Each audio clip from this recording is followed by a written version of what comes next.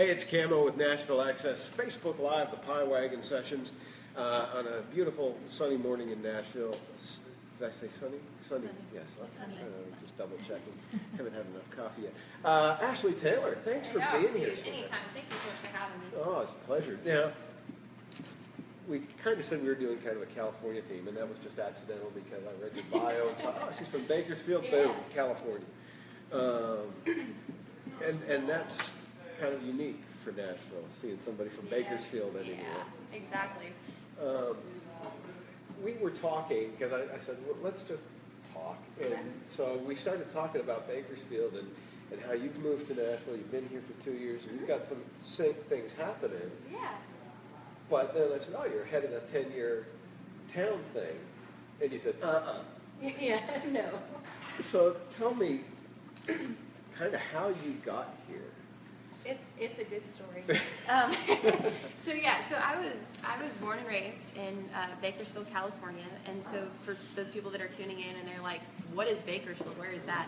It's nothing but a little farm town out in Central California, but it has a very rich history of country music. So we're the birthplace of Merle Haggard, Buck Owens, Dwight Yoakam. Buck and Dwight did a famous duet, "The Streets of Bakersfield." And so it's just a town that, during like the 60s and 70s, I mean, it was almost like the original Nashville before Nashville was Nashville. It had a really distinctive sound. Very, very distinctive sound. And it was really, I always make jokes that it's something in the dust because, I mean, when you drive through Bakersfield, people don't stop. They just keep going to LA. It's like no one stops there. But, that's part of its charm, I guess. But, I mean, yeah, there were all these even great session players, like people that, names that you may not even know. But they've played on all these like great country songs in the 70s, and all those players came from Bakersfield, songwriters, and I think it was what's his name? But even the guy that wrote like Elvira, he's from Bakersfield. So it was just a really rich country town, and so that's how I grew up. And I got into country music because my grandmother, who I was really close to, she was from Southern Illinois, and she was, we're talking redneck to the tilt. And she though, every morning when she got up, she would play this mixtape, and it was like Loretta Lynn, Patsy Cline, Dolly Parton, the Dixie Chicks. And so that's just what I grew up on. And so when I was a kid in high school, I picked up a guitar. And I fell in love with it, and I knew 3 chords, and I was like, hey, I'm going to write a song, here I go. And so that kind of led to me getting involved in like playing guitar on like studio sessions in Bakersfield. So I worked at American Sound Recording, Bakersfield Museum Recording, so I was working as a session player, and then I went to school for audio engineering out there, so then I was, being on the other side of the board, mixing, doing all that stuff. So that was cool, and I had a little internship at KUZZ, which is Buck Owens' country radio station. Yeah, so I was just kind of all involved in the Bakersfield scene as much as I could be. But by the time that I was involved in it, Buck Owens had been dead for about 10 years, which is pretty sad. And it just wasn't the same after he passed. So the studios that I was working at, they both went under, so I lost my job. So I ended up flipping burgers full time, and just kind of didn't know what I wanted to do, and I realized I didn't like being an audio engineer, and I don't like being a session player. But I really liked to write songs, okay? so I kind of just sat there in my room, and I just like focused on that. I'd literally go to work, come home every day, and write a song. And there was a company, I think a lot of people from Facebook, and you're a songwriter, you probably know them, but Songtown USA, which is like Clay Mills, Marty Dotson. I got really involved with them while living in California, and I was like, they're just a great company that teach people how to write songs. They give you opportunities. They're just really great. So I got really involved with them, and it led to me having a friendship with Clay Mills. And basically, he was just like, hey, if you move out here, there's nothing left there for you. If you come out here, I'll make you my intern, and we're going to help you out. And so I literally, that day, sold everything that I owned. I'd never even seen Nashville, never even seen it. Sold everything I owned. I quit my very well-paying job. I gave away my brand spanking new car. I did all this stuff. And I bought a plane ticket, and I came out here to Tennessee, and that was 2 years ago. And, it was hard, I'm not going to lie, but, usually things that are hard are usually the ones... Worth it. Yeah, they're worth doing. And I love what I do, and I wouldn't trade anything, but yeah, and I think a lot of it, too, is just people. You know, like I didn't do it all myself. When I first came to town, I mean, there were a lot of people that let me sleep on their couch.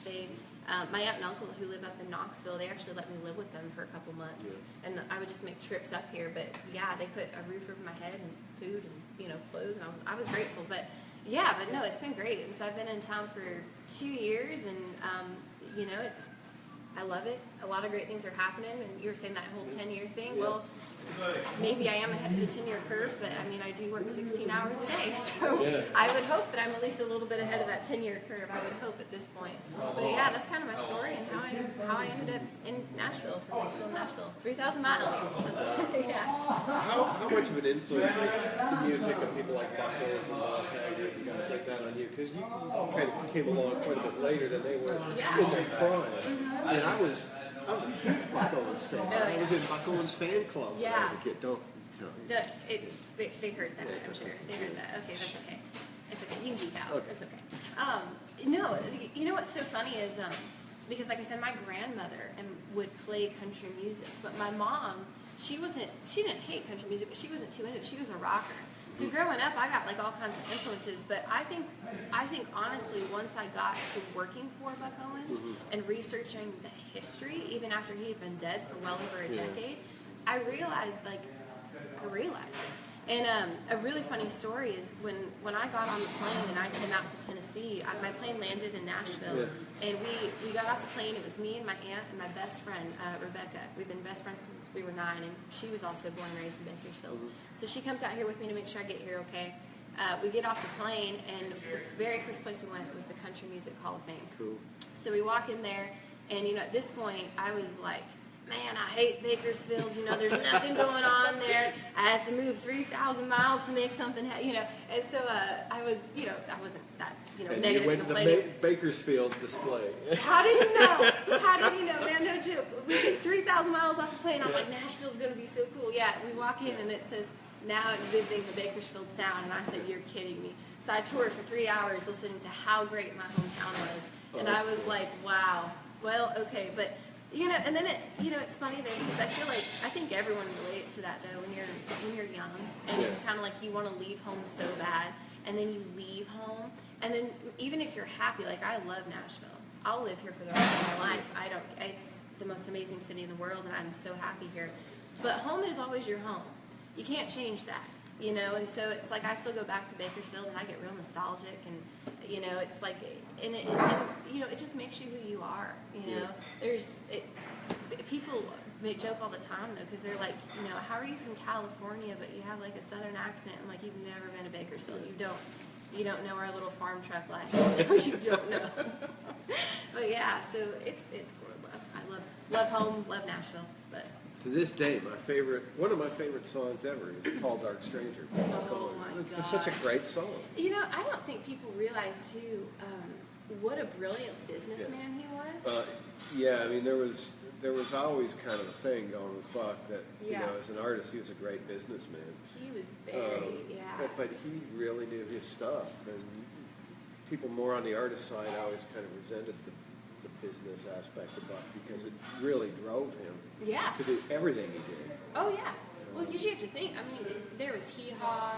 I mean, he could also, sing, write. I mean, he played multiple instruments. But even, you know, if you're in Bakersfield, like I said, I mean, he owns so much of that town. And, I mean, just what a smart businessman. And even people that, you know, work for him, you know, even now or even way back in the day, I've met a ton of people. And they all have just the nicest things to say about him. He was an amazing guy that could spot talent too. I mean, the band that he had with Don Rich on guitar, you know, just killer, mind blowing. Yeah, mind blowing. Well, and that's part of Bakersfield is, you know what I mean? Because there's back in the day, I mean, there was a lot of like honky tonks and stuff, and you would find like the most amazing guitar pickers. Now, I say that because I don't think there's anything else to do in Bakersfield but sit and play guitar. So I think that's why we're all so good from there.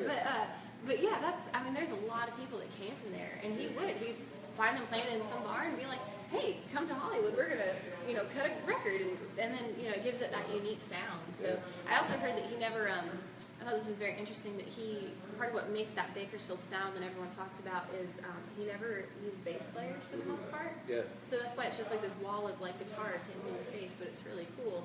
the Derailers are a band that try and keep that Bakersfield sound alive, and they've covered a lot of Buck stuff.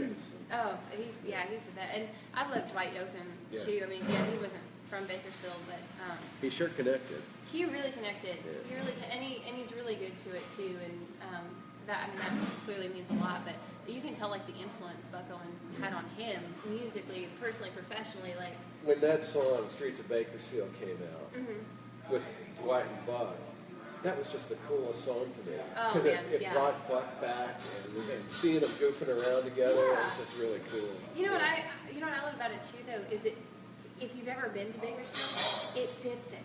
Yeah. You know what I mean? Like it's very real and it's very authentic just to like what that town is like. I mean, it just really is. And that was the coolest thing for me.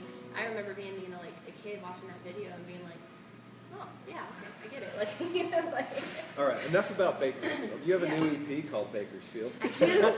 So we're not moving on the conversation anytime soon. It's still you. It's still all about you. Well, funny story. So I told you that I basically, came here to Nashville, and I wanted to get away from Bakersfield. And then I got here, and it did not matter where I went. Everyone in Nashville, the moment I said I was from Bakersfield, were like, oh my gosh, that is so cool. And I'm like, I kind of don't understand why you think that's so cool, but thank you. But, it was just kind of like this thing. And then I went home after being here in Nashville for probably about 6 months for Christmas, and the appreciation of my roots kicked in.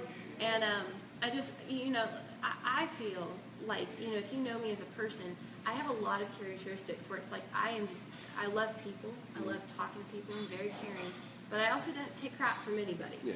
And there's things like that in a person's personality where I just really kind of realized, I'm like, I learned so much about life and love and who I was and everything on the streets of Bakersfield. And so I went home, I went home to Bakersfield and I just kind of realized that, kind of like this light bulb moment, and I came home the next, got home to Nashville, and I went in my room and I sat down and I wrote a song called Bakersfield, and I'm like, I'm just going to put what's happened to me at this point in my life in a song.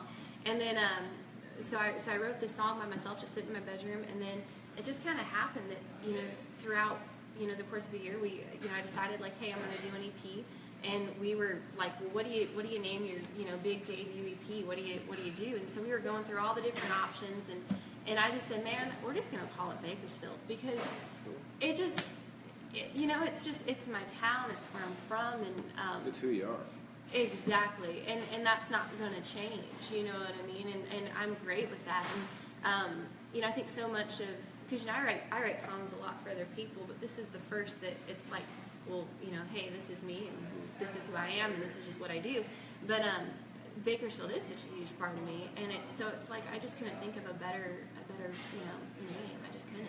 So that's how I came up with it. But yeah, we had a lot of fun with it too, and my hope is just maybe to kind of make a little modern spin on that Bakersfield sound and do some stuff. But yeah, we did some cool stuff. There's even like when you see like the photos, I think I have some on my website already, but for the EP, the art and stuff, we even had like a Buck Owens, he has the red, white, and blue. Guitar, yeah. Man, we had some really cool guitars, and there was one that was a Les Paul that was painted with that red, white, and blue, and the pick card on the guitar it said "Buck Off."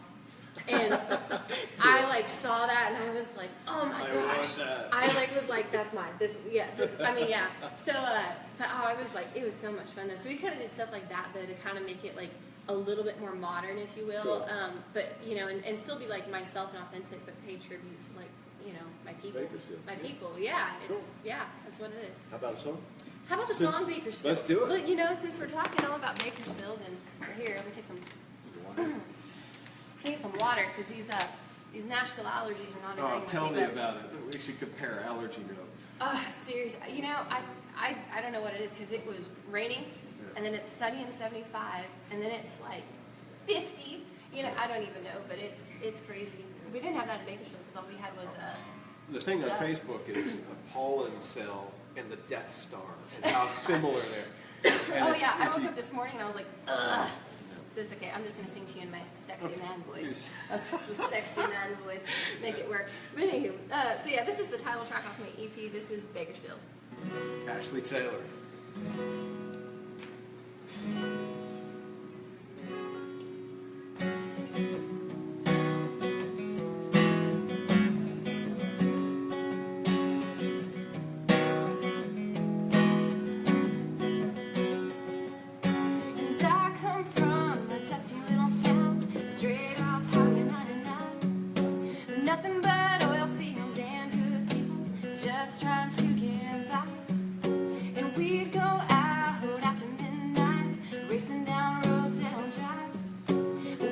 rodeo, listen to the radio, soaking up a real good life. 'Cause we are who we are, and we work damn hard, just trying to make a living. But on Saturday night, we're at the Crystal Palace, rocking on Buck and Merle. Yeah, we're loud and we're proud, and we have our own sound. We're so much more than a small town. Yeah, something about these streets make you never wanna leave. It will forever be home to me, Bakersfield. Oh, Bakersfield.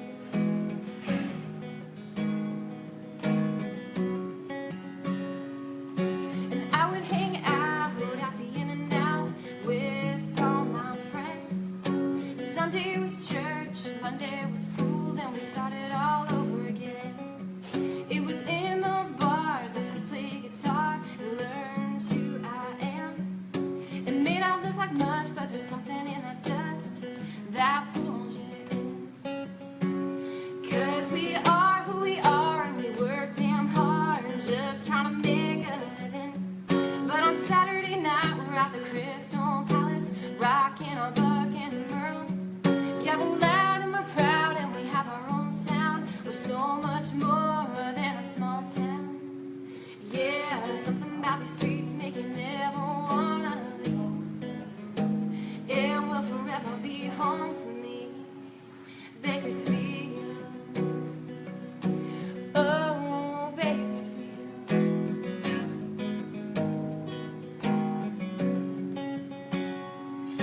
And now I'm a million miles away, singing on some stage. But no matter how far I go, I know I can always go home to Bakersfield. 'Cause we are who we are, and we work damn hard, just trying to make a living. But on Saturday night, we're at the Crystal Palace, rocking on Buck and Merle.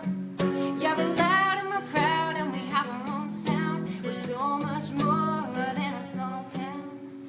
Yeah, something about these streets make you never wanna leave. It will forever be home to me, Bakersfield. Oh, Bakersfield.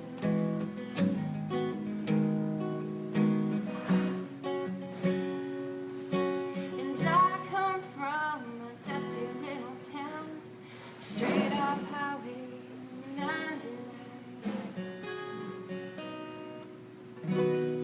Very cool. Thank you. Thank you.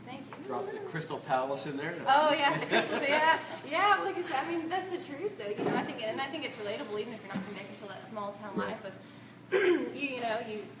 y'all work your butt off Monday through Friday, and then Saturday night y'all have that place you go hang out at. And for Bakersfield, I mean that's Buck Owens Crystal Palace. For me, that's a nap. Yeah, for me that's a nap.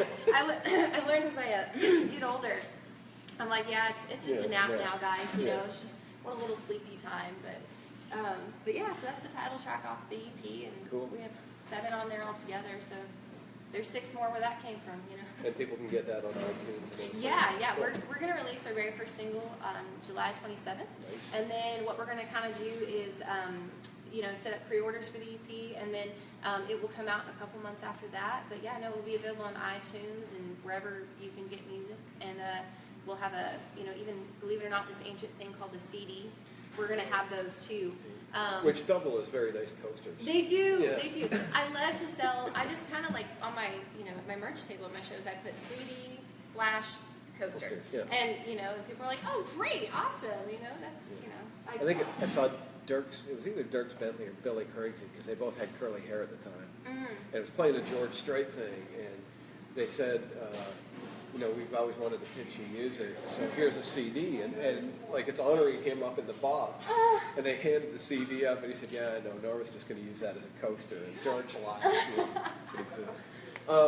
Now, you just scored kind of a cool thing that we really can't talk about, so we'll talk about not talking about it. You got cut with a major artist.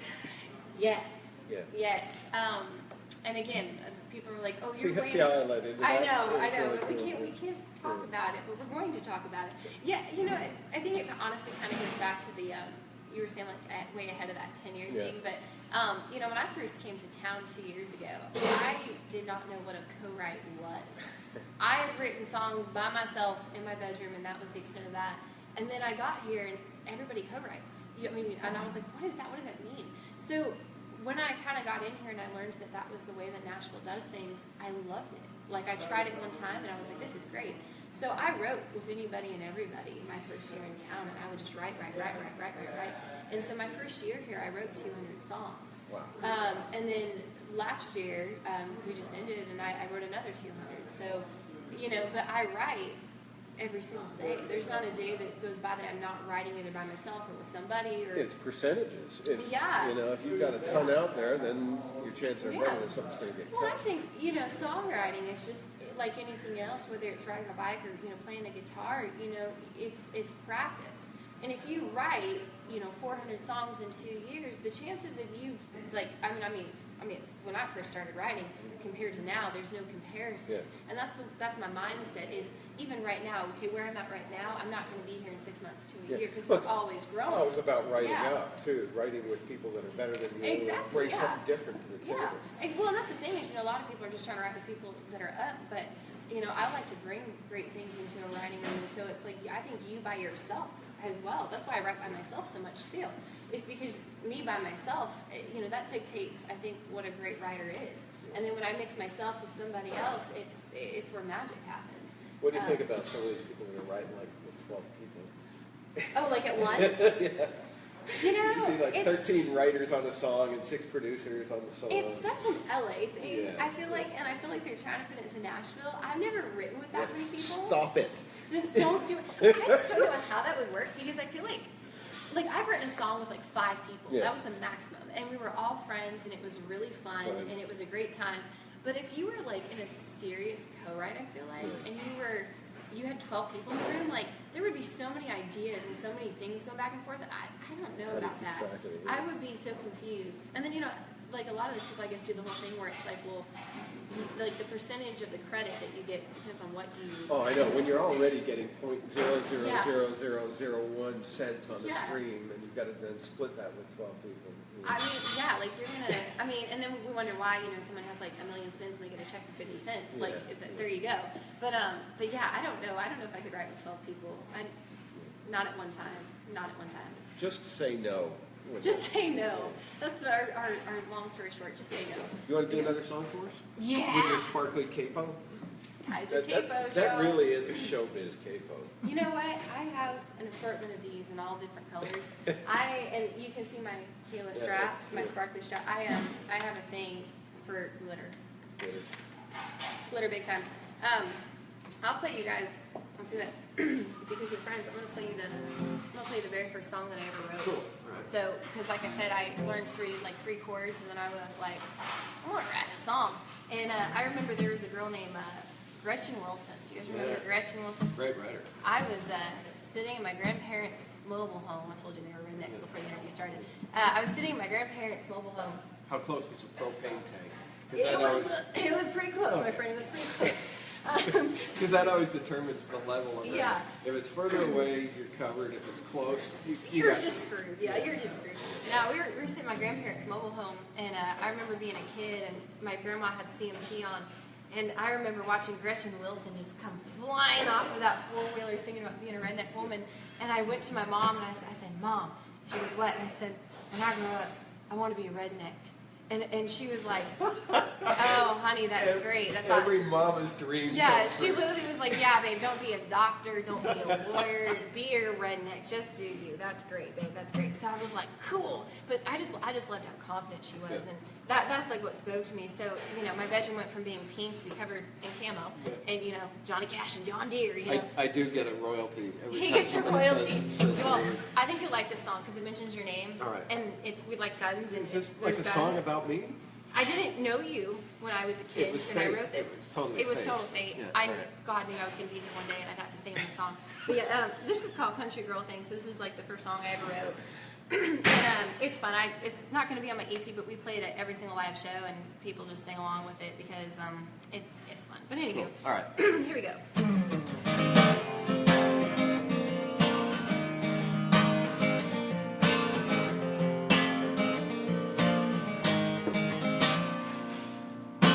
I'd rather wear boots than heels. I like Camo and John Deere. I love to shoot and I love to shop. I'll pray for you if you piss me off. I crank cane on my radio, hagging cash on my heroes. Go from mud to glam in 2.0. Yeah, don't you know that I'm sweeter than sweet tea, hotter than whiskey, sometimes a little crazy. But I love Jesus and I love my family and those that fight for this land. And I wear black and like things that flash, but I give anyone the shirt off of my back. And I don't care what other people think. Yeah, it's just a country girl thing.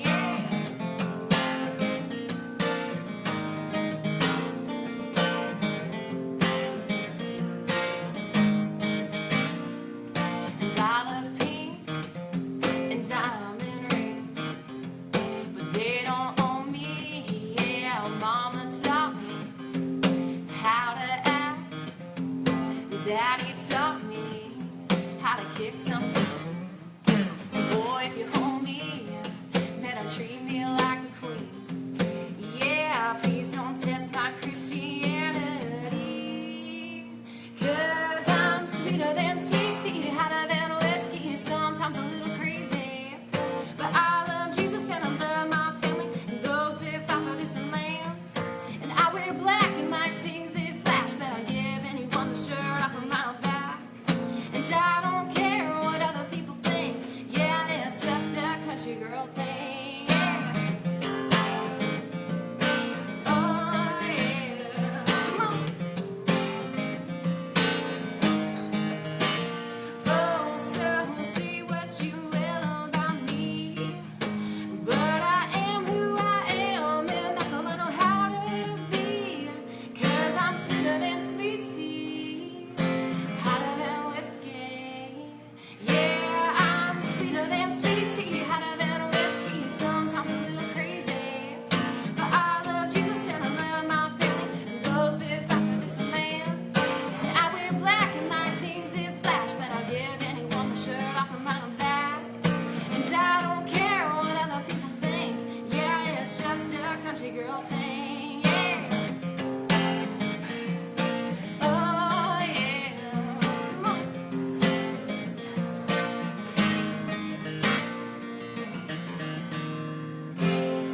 Cool. I like that one. Thanks. You can tell I had absolutely no sass when I was a Yeah, teenager. no attitude at My all. mom was like, nah, she's fine, you know. I think good things are happening for you. Thank you for coming. I really appreciate Thank you so much for having me. This was a blast. This was super fun. We'll do it again when the CD comes out. Yes, I would love that. We'll come hang out again. Yeah. We'll We'll yeah. wear camo.